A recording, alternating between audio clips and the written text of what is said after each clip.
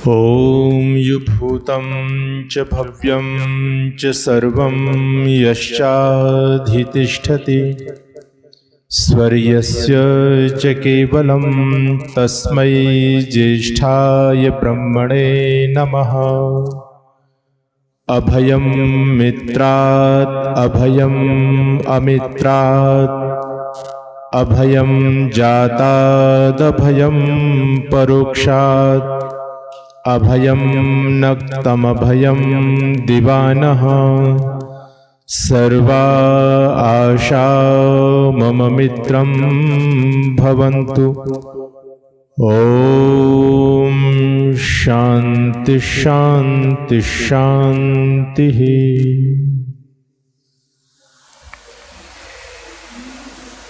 वैदिक मंच पर उपस्थित आर्य जगत की बहुत ही सम्मानित प्रतिष्ठित वैदिक विदुषी जो पूरे देश में वैदिक सिद्धांतों का बड़ी तर्क और युक्ति के साथ में प्रचार प्रसार करती हैं, सम्मान्य बहन संगीता आर्या जी, मंच पर उपस्थित आर्य समाज घरौना के बहुत ही सौम्य सरल व्यवहार के व्यक्तित्व धनी धर्माचार्य आदरणीय आचार्य श्री नरेंद्र जी, और हमारे बीच में दिल्ली से चलकर के पहुंचे सार्वदेशिक आर्य प्रतिनिधि सभा के यशस्वी महामंत्री आदरणीय श्रीमान विनय आर्य जी, हमारे समस्त अतिथिगण, आर्य समाज घरौना के यशस्वी प्रधान आदरणीय श्रीमान जयप्रकाश आर्य जी, यशस्वी महामंत्री आदरणीय भाई दिलबाग आर्य जी, आदरणीय श्री सुभाष जी, आदरणीय हमारे सुभाष राणा जी, धर्म प्रेमी सज्जनों, वंदनीय मातृशक्ति प्रिय बच्चों, अभी बहन जी से बहुत सुंदर विचार आप लोगों ने सुने। अपने अतीत का दिग्दर्शन आपके बीच में उन्होंने रखा और बहुत सारी बातें आपके बीच में बताई। मैं ज्यादा क्रांति की बात तो आप लोगों के बीच में करूंगा नहीं। वैसे हमारे भाई मंत्री जी ने युवा सम्मेलन नाम दिया है इसका, और वास्तव में उनके अंदर बड़ी ऊर्जा है, काम करने की जो उनकी तरीका है, सलीका है, वो वास्तव में बड़ा स्तुत्य है। मैं आज 2-3 घंटे उनके साथ में था तो मैंने देखा बड़ी ऊर्जा के साथ में काम कर रहे थे, गाड़ी में चल रहे थे और पता नहीं कितने लोगों के पास फोन लगाते चले जा रहे थे। ऐसी ऊर्जा शक्ति सबके बीच में होनी चाहिए, सबके अंदर होनी चाहिए, और विशेष करके जो समाज के कर्णधार हैं, जो इन पर समाज का दायित्व है जिनके कंधों पर, उन लोगों के अंदर तो विशेष इस प्रकार का सामर्थ्य और बल होना चाहिए जिससे समाज का ज्यादा से ज्यादा भला हो सके। इसलिए मैं भाई हमारे जो मंत्री हैं, मुझे बड़ी खुशी होती है ऐसे नौजवानों को पाकर के। भाई दिलबाग जी के लिए आप लोग एक बार जोरदार तालियां बजाएं। तो मैं आज मैं आप लोगों के बीच में कुछ ऐसी बातें बताऊंगा जिससे चाहे युवा हो। अच्छा एक बात बताओ, युवा सम्मेलन तो चल रहा है, आप लोगों में कितने ऐसे लोग बैठे हैं जो अपने आप को युवा मानते हैं? कितने है जी? अच्छा पीछे कुछ हाथ खड़े नहीं हो रहे, आप लोग क्या बूढ़े मानते हो अपने आप को? अच्छा ये समझ लीजिए युवा क्या होता है, सुनो ध्यान से। छत्रपति शिवाजी ने एक बहुत अच्छी बात कही, वो कहते हैं कि बुढ़ापा शरीर नहीं विचारों का परिणाम है। याद रखो, व्यक्ति चाहे शरीर से भले ही ज्यादा उम्र का प्रतीत हो, लेकिन यदि उसके विचार नवीन हैं, विचारों में जोश है, कुछ करने की तमन्ना है, राष्ट्र धर्म संस्कृति के लिए कुछ सोचता है, कुछ करता है, तो विद्वान और चिंतक कहते हैं कि वो वृद्ध नहीं, वो नौजवान है। तो मैं समझता हूं कि आप लोग सारे के सारे युवा हैं, कोई अपने आप को बुजुर्ग मत समझना, क्योंकि जिसके विचार युवा होते हैं, जिनके विचारों में उड़ान होती है, जिनके बड़े भव्य सपने होते हैं, जो राष्ट्र समाज के लिए कुछ करना चाहते हैं, वो सारे के सारे युवा ही कहलाते हैं। इसलिए मैं तो एक बात कहता हूं, आप लोग सबके लिए कहना चाहता हूं कि जीवन में यदि कुछ करना है तो हिम्मत हारे मत बैठो, और आगे आगे बढ़ना है तो मन के मारे मत बैठो। एक हौसला आपके जीवन के अंदर होना चाहिए। बहुत अच्छी अतीत की बातें बहन जी आपके बीच में बता रही थी, लेकिन आइए मैं थोड़ी सी चर्चा ऐसी करूंगा आप लोगों के बीच में, क्योंकि अगर मैं ज्यादा क्रांति की बात करूं तो हो सकता है रात्रि का समय आप लोगों को किसी को रात को नींद भी ना आए, तो कुछ ऐसी बात कर ली जाए जिससे आपको कुछ मिल भी जाए और आप चैन से सो भी जाए। देखो ये सब कुछ करना है वो तो आप जितना भगवान ने आपको सामर्थ्य दिया है आप करेंगे, लेकिन एक ऐसी चीज बताऊंगा मैं आपको जो हर एक व्यक्ति कर सकता है और करना बहुत जरूरी है। आप लोग जानते हैं कि व्यक्ति के निर्माण में, व्यक्ति को ऊंचाइयों तक पहुंचाने में सबसे बड़ी भूमिका किसकी होती है? व्यक्ति के निर्माण में, व्यक्तियों को ऊंचाइयों तक ले जाने में सबसे बड़ी भूमिका उसके व्यवहार की होती है। आज हम देखते हैं बहुत सारे लोगों के पास में बड़ी बड़ी डिग्रियां होती हैं, उन डिग्रियों के आधार पर वो लोग बड़े बड़े पदों तक पहुंच जाते हैं, लेकिन उस पद को प्राप्त करने के बाद भी यदि व्यवहार ठीक नहीं होता तो पद भी उनसे छीन लिया जाता है। तो सबसे बड़ा काम क्या है? चाहे वो युवा हो चाहे कैसा भी व्यक्ति हो, करना क्या चाहिए हम लोगों को? अपना सुधार करना चाहिए। और ये काम कोई मामूली काम नहीं है। अभी आप लोगों ने सुना कि युवाओं ने इतने इतने बड़े बड़े काम किए। मैं वो काम तो आप लोग बहुत सुन चुके हैं, इतिहास की चर्चाएं। मैं तो आज आपके बीच में वो चीज बताना चाहता हूं जो जीवन के लिए परम आवश्यक है, हम सबको करना चाहिए, और जिसको करने से आप लोगों को बहुत बड़ी उपलब्धि प्राप्त हो सकती है। आप लोग जानते हैं ऋषि दयानंद ने वेदों का प्रचार प्रसार किया, बड़ी बड़ी सभाओं का आयोजन किया, पाखंड का खंडन किया, लोगों को बड़े बड़े उपदेश दिए। लेकिन ऋषि दयानंद ने देखा कि उपदेश तो मैंने बहुत किए, लोग उपदेश को सुन करके चले जाते हैं, कहते हैं कि स्वामी जी आपने बोला तो बहुत अच्छा, लेकिन उपदेश सुना जाता है करने के लिए। अगर वो उपदेश जीवन में नहीं आया तो उपदेश का सुनना व्यर्थ है, कोई फायदा नहीं है उसका। तो ऋषि दयानंद ने कहा कि मैं बहुत बड़ी बड़ी बात लोगों के बीच में करता हूं, अरे लोगों पर तो व्यवहार नहीं आता, जीना कैसे है, जीने का तरीका क्या होना चाहिए। तो ऋषि दयानंद ने एक छोटी सी पुस्तक लिखी और नाम क्या है उसका? व्यवहार भानु। व्यवहार भानु। सबसे पहले हमको व्यवहार सीखना है, और याद रखो ये व्यवहार सबके लिए उत्तम होना चाहिए। अगर युवा का व्यवहार अच्छा है तो युवा बहुत आगे तक जा सकता है। मैं ऐसी चीज बताना चाहता हूं जो आप आसानी से कर सकते हैं, और करेंगे तो बहुत आगे पहुंच सकते हैं।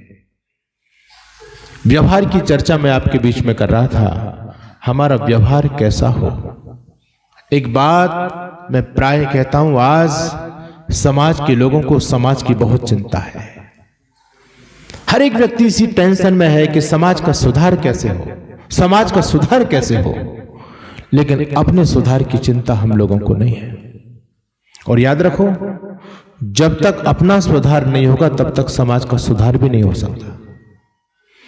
एक साधक ही समाज का सुधार कर सकता है, एक साधक ही अच्छा सुधारक हो सकता है। इसलिए साधना ये नहीं कि सुबह शाम ध्यान में आप बैठ गए, ये साधना है। जीवन की हर क्षण साधना होनी चाहिए, और वो साधना कैसी होनी चाहिए वो मैं आपके बीच में थोड़ी सी बात बताऊंगा। हमारा व्यवहार उत्तम कैसे बने, हमारा व्यवहार ऐसे कैसे बने कि हम हर एक के प्रिय बन जाए। आप लोग सबके प्रिय बनना तो चाहते हो, लेकिन अगर हमारा व्यवहार ठीक नहीं है तो आचार्य चाणक्य एक बात कहते हैं कि कोई व्यक्ति यदि दुनिया को अपने वश में करना चाहता हो तो क्या करना चाहिए उसको पहले अपने आप को अपने वश में कर लेना चाहिए। यदि आपने अपने ऊपर नियंत्रण पा लिया तब आप दुनिया पर नियंत्रण करने में सक्षम हो सकते हैं। आचार्य शंकर बहुत अच्छी बात कहते हैं कि शत्रु वह शंति निजेंद्रियाणि। व्यक्ति का सबसे बड़ा शत्रु कौन है? तो आचार्य शंकर कहते हैं निजेंद्रियाणि, उसकी अपनी इंद्रियां। ही व्यक्ति का सबसे बड़ा शत्रु होता है। और फिर जिज्ञासु ने पूछा कि आचार्यवर फिर मित्र कौन होता है व्यक्ति का? तो आचार्य शंकर कहते हैं तान्येव मित्राणि जितानि यानि।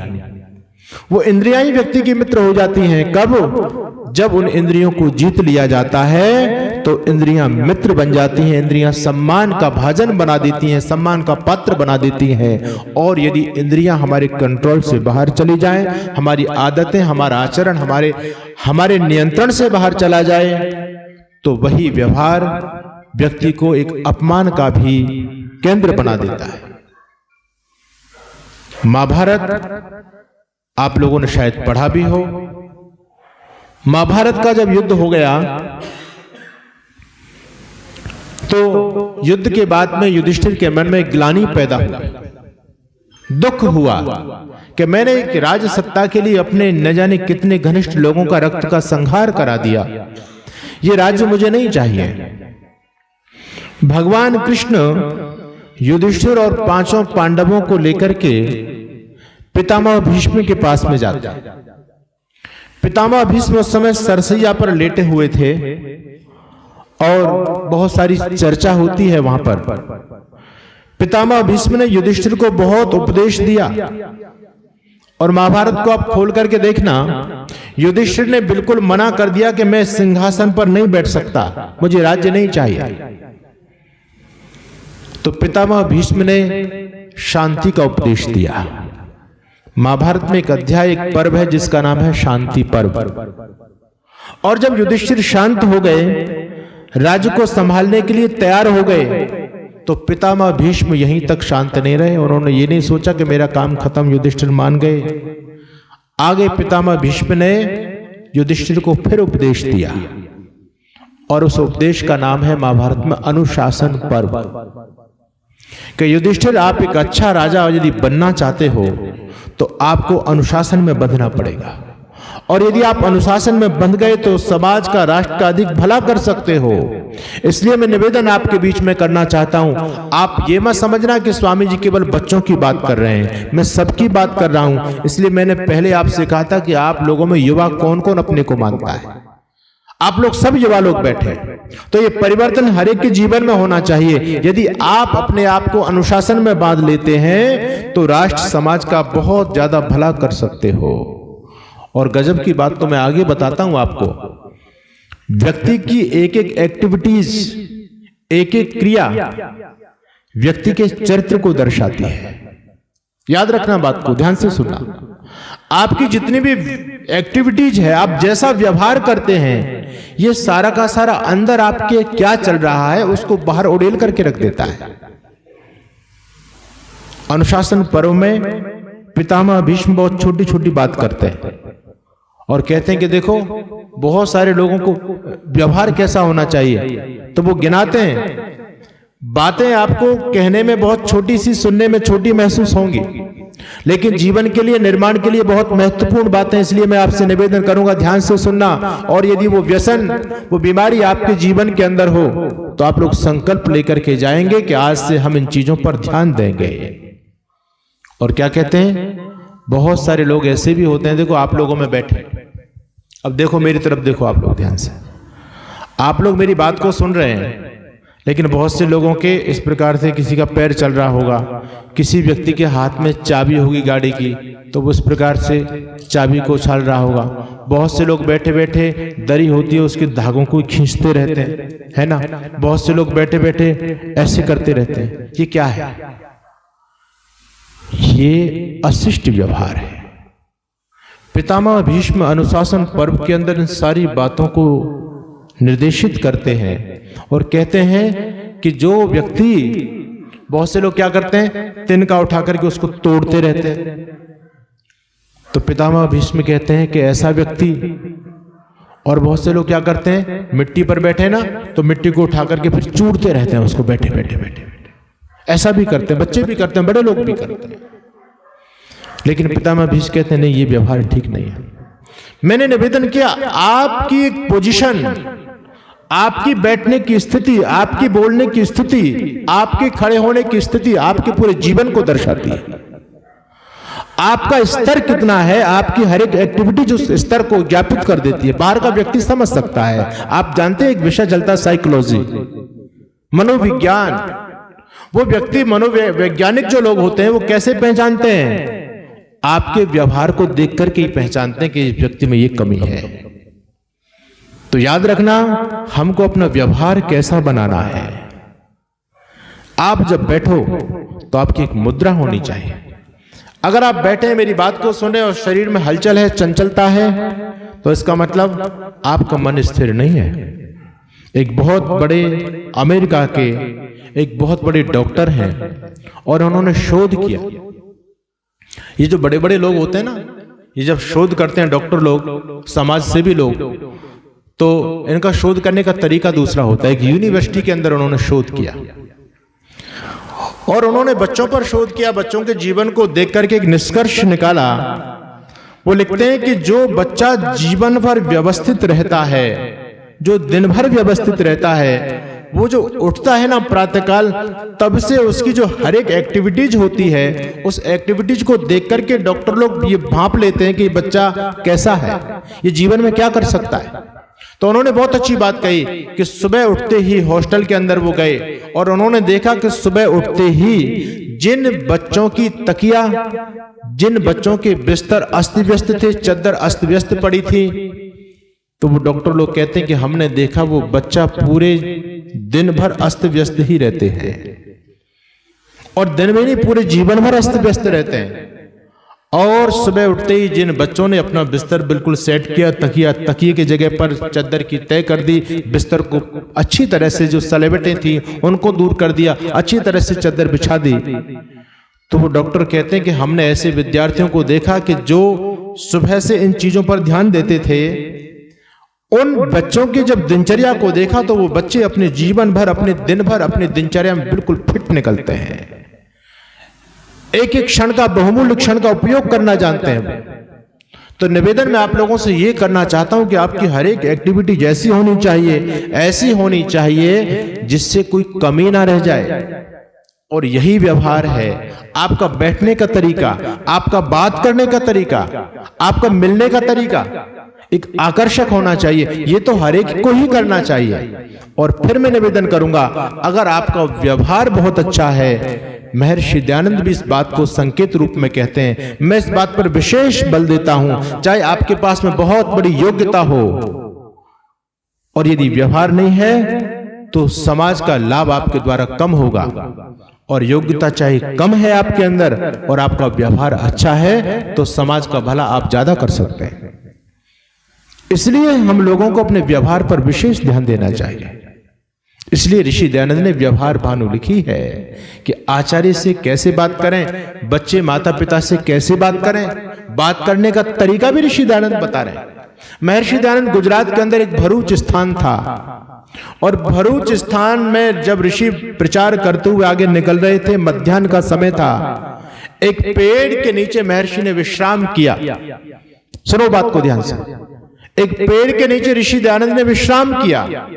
मध्याह्न का समय है, वहां कुछ मजदूर लोग भी काम कर रहे थे। वो नहीं जानते कि ऋषि दयानंद इतनी बड़ी शख्सियत है, उन्होंने ऋषि के बारे में नहीं सुना था। तो उनके बच्चे भी आकर के उस पेड़ के नीचे बैठ गए जहां महर्षि दयानंद बैठे हुए थे। वो बच्चे भी लेट गए। तो एक बच्चे ने ऋषि दयानंद की तरफ पैर कर लिए। कर लेते ना, हम बैठे हैं जैसे हमारी तरफ कोई पैर फैला ले। तो ऋषि दयानंद ने उस बच्चे को बड़े प्रेम से समझाया। और ऋषि कहते हैं, बेटा जहां बड़े लोग बैठे हों तो बड़े लोगों के सामने पैर फैला करके नहीं बैठा जाता। यानी ऋषि व्यवहार पर कितना ज्यादा ध्यान देते हैं। इसलिए ऋषि ने व्यवहार भानु भी लिखी है, जब संतान माता पिता आचार्य के सामने जाए तो किस प्रकार से बात करे, किस प्रकार से बात करे, हाथ जोड़ करके, सर को झुका करके बात करे। ये व्यवहार भानु आप पढ़िए।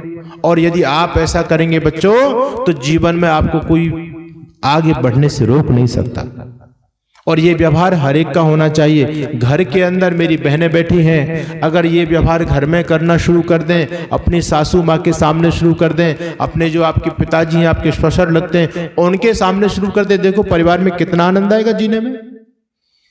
निवेदन मैं आपके बीच में करना चाहता हूं, व्यवहार उत्तम होना चाहिए, बातचीत करने का तरीका हम पर आना चाहिए। ये छोटी छोटी आजकल क्या स्किल्स सिखाई जाती हैं, है ना। व्यवहार हमारा कैसे, आजकल इन चीजों के प्रशिक्षण केंद्र लग रहे हैं। आपका व्यवहार आकर्षक कैसे बने, इसको आजकल बहुत ज्यादा महत्व दिया जाता है। लोगों को व्यवहार की स्किल्स, व्यवहार के टिप्स सिखाए जाते हैं कि आप लोगों को कैसे अपने आप को प्रभावशाली लोगों में दिखा सकते हैं, ये सारी चीजें बताई जाती हैं। तो आप यदि आप समाज में अपने आप को प्रभावशाली रखना चाहते हैं तो इन चीजों को सबको ध्यान देना होगा। तो कुछ बातें मैं